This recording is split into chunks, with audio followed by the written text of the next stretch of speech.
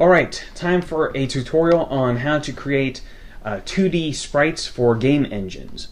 I'm going to show you a little quick tips and tricks on how to create sprites for game engines, for example, for use in Dark Basic or for use in Blitzmax. And in this case, I'm going to be using GameMaker. GameMaker is a free to download game development environment, which is actually pretty nice, but it has some caveats that we'll have to deal with here.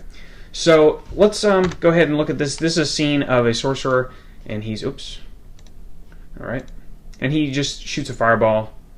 Let's set this to frame 0. I don't want frame 0 was a setup frame. This is an old.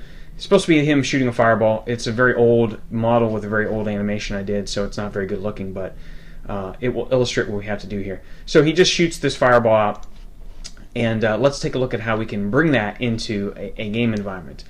Alright, so the first thing we're going to have to realize is depending on your game engine, let's go to GameMaker here. Depending on your game engine, you're going to have to determine whether you can get away with having semi-transparent pixels or just one color of transparency. GameMaker only allows the one color of transparency. So let's address. Well, let me show you what you would do first. If you, for example, for Dark Basic or Blitzmax, you could go in and you could set up everything like you would normally render. You go in your camera properties. You could turn on motion blur, for example. You could have semi-transparent objects in the screen. You could, for example, render hypervoxels.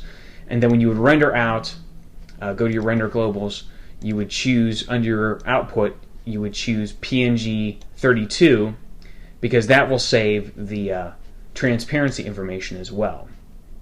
Okay, and once you would do that, then you would be able to have much more latitude in what you do. For GameMaker, we're not going to have that kind of latitude because I'll show you in a minute here what would happen. Let's go ahead and GameMaker. It's pretty easy to add stuff. Right-click on background, create a background, and we'll load a background. All right, and now I'll create a room to host all of our items, and I'll select the background we made. I'll turn off the ugly grid. All right, I'll add a sprite, and let's see. Do I have a PNG file? Yes. Here's one I rendered that had just a normal PNG file that had semi-transparent pixels. And what GameMaker is going to do is going to take this first pixel and use that as transparency.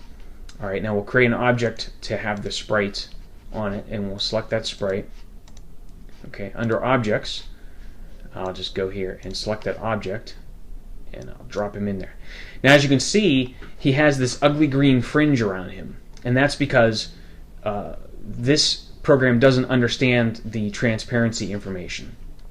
So in order to get rid of that, for a game environment like GameMaker, go into Layout, and two things we should do is Control F8 to bring up your Effects tab, and add this image filter. It's down at the bottom of your list here. It's called Sprite Edger.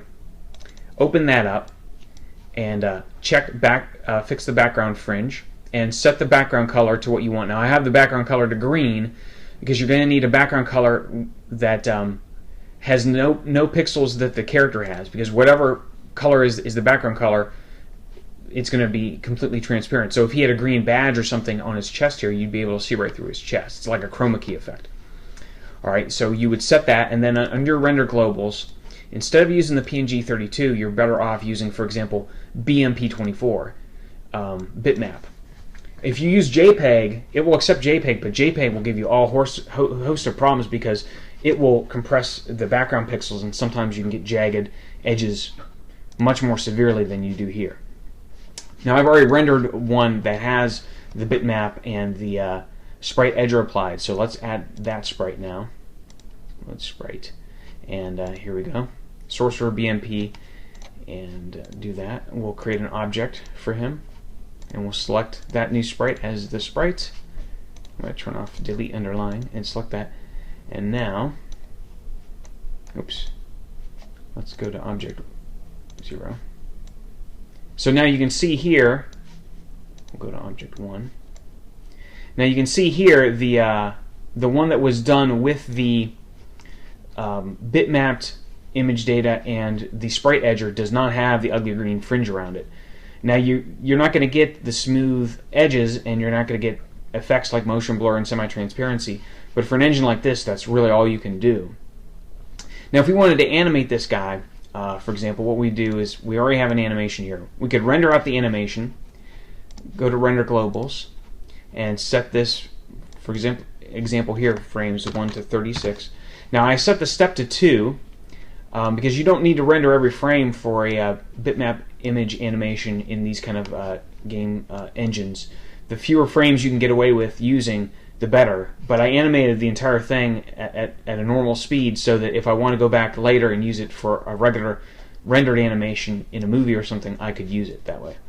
Alright, so I could just render out the frames, and then in order to compile them together, I'll use this other freeware program called GlueIt.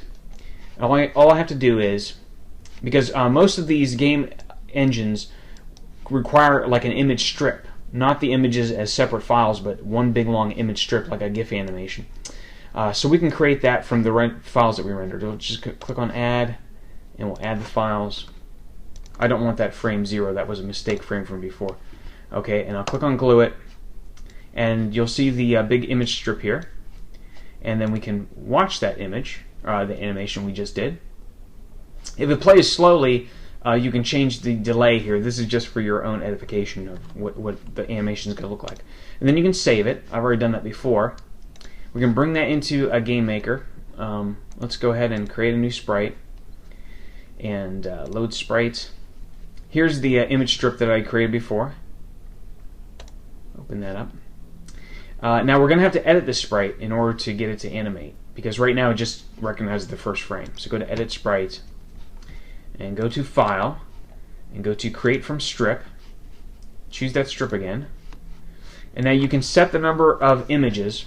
In this case, I only have one row of images, and there's 18 images in it. So I'm going to set the number of images to 18, the images per row to 18, and the width and the height to the width and the height of my image. In this case, 300 by 300, which is quite big for a game sprite. And set everything else to 0 and click on OK, and you'll see him animate. Now we'll go ahead and we'll click OK. We'll create another object to host this sprite, and then we will select that object and we will put him right there. And then we'll run it, and hopefully this will not crash the screen capture software.